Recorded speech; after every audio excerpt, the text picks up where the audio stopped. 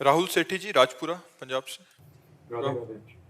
राधे राधे महाराज जी। महाराज जी, एक बार आपने किसी को कहा था एकांतिक में कि ये देह 35 साल का हो गया है, कभी अपने से मिले हो? अपने आप से कैसे मिला जाता है महाराज जी? यही साधना, जब गुरु के चरणों का आश्रय ले लेते हैं और उनके गुरुमुख से नाम मिलता है और साधना मिलती है, जब उस पे लगते हैं तो हमारी बुद्धि पवित्र होती है। अब यह अपवित्र बुद्धि है। जिस बुद्धि में संसार सत्य नजर आवे, भोगों में सुख नजर आवे, मान सम्मान अच्छा लगे, परिवार प्रिय लगे, वो अपवित्र बुद्धि है। और जिस बुद्धि में केवल वाहे गुरु प्रिय लगे, परमात्मा प्रिय लगे और सब बेकार लगे, वो बुद्धि पवित्र बुद्धि है। केवल परमात्मा प्रिय लगे, अपना शरीर भी प्रिय न लगे। देखो महापुरुषों के शरीर को कितना कष्ट दिया गया, अपार कष्ट, जो हम सोच के थर्रा जाते हैं। और वो कह रहे तेरा किया। ये है वाहे गुरु की प्रीति, है पवित्र बुद्धि जो परमात्मा में लगी। वाहे गुरु के सिवा आह नहीं निकला। तेरा किया मीठा लागे, मतलब तेरा किया सह सकता हूं। ये बात तो कहीं तक समझ में आती है कि भाई मालिक हो, साहब हो, अब जैसा निर्णय कर रहे हो तो दास को सहना पड़ेगा, सहना पड़ेगा। और तेरा किया मीठा लगे, इसमें जमीन आसमान का अंतर है। सहना पड़ेगा, अब क्या करें। और उसमें तेरा किया मीठा लागे, तेरा किया मीठा लगे। वाह वाह गुरु, जैसे आप कर रहे हो मुझे बहुत अच्छा लगा। ये शरीर रहित महापुरुषों ने केवल प्रवचन नहीं दिया, करके दिखा दिया। अपनी गर्दन उड़वा दी, सामर्थ्य इतनी कि सब कुछ कर सकते हैं, लेकिन चुप होकर सह गए। अपने जब हम शरीर को प्रिय मानकर और भोगों का चिंतन करते हैं तो हमारी बुद्धि अपवित्र हो जाती है। और जब हम परमात्मा को प्रिय मान करके संसार में बर्ताव करते हैं तो हमारी बुद्धि पवित्र हो जाती है। पवित्र बुद्धि अपने स्वरूप का अनुभव कर सकती है। अपवित्र बुद्धि देह का दर्शन करा सकती है। अपवित्र बुद्धि में मैं पुरुष हूं, मैं स्त्री हूं, और अपवित्र बुद्धि में मैं भोगता हूं, मैं करता हूं।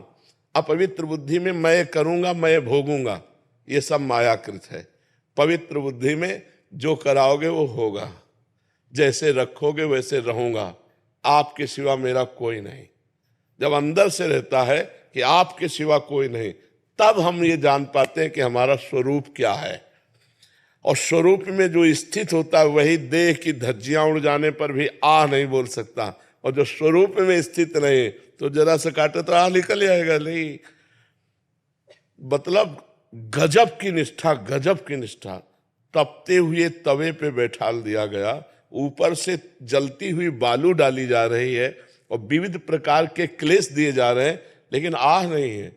वही चेहरे पर मुस्कुराहट, वही वाहिगुरु का नाम, दूसरी कोई। तो ये है शरीर स्थिति से ऊपर उठे हुए स्वरूप में पहुंचे महापुरुष को। तो हमें चाहिए किसी समर्थ गुरु का पहले आश्रय ले, क्योंकि ये अपने मन से नहीं होता, ये गुरुमुख से होता है। समर्थ गुरु का आश्रय ले, उनके चरणों में अपना जीवन समर्पित करे और उनकी आज्ञा के अनुसार साधना करे। तो साधना करते करते जब बुद्धि पवित्र होती है, संसार और संसार के भोगों का त्याग हो जाता है, तब अपने स्वरूप का ज्ञान होता है। वो भी भगवान की कृपा समझो। जान सोई जाने जे देहु जनाई, और जानत तुम्हें तुम्हें हो जाए। जिसे सदगुरु जना दे वही जान सकता है, और जो जान गया वो सदगुरुमय हो गया, वो गुरुमय हो गया। अब वो जीव नहीं रहा, वो परमात्म स्वरूप हो गया। जानत तुम्हें तुम्हें हो जाए, जैसे वेद कहता है ब्रह्मविद ब्रह्मयु भवति। जो ब्रह्म को जान लेता है वो ब्रह्ममय हो जाता है, वो ब्रह्म स्वरूप हो जाता है।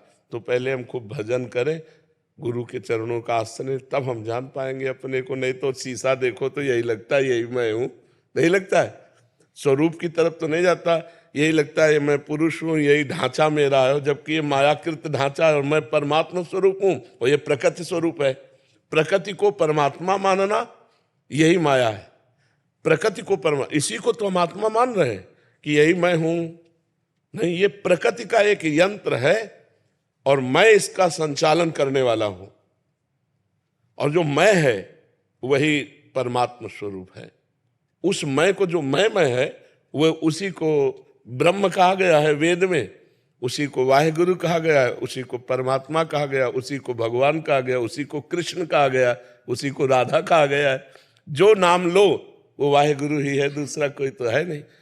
तो जब तक हम भजन नहीं करेंगे तब तक केवल बातें सीख कर सुना सकते हैं या सुनकर सुना सकते हैं, लेकिन अनुभव नहीं होगा। अनुभव के लिए हमें भजन करना पड़ेगा, खूब गुरुजनों के चरणों के आश्रित होकर गुरुवाणी के अनुसार चलना पड़ेगा, तब हम वो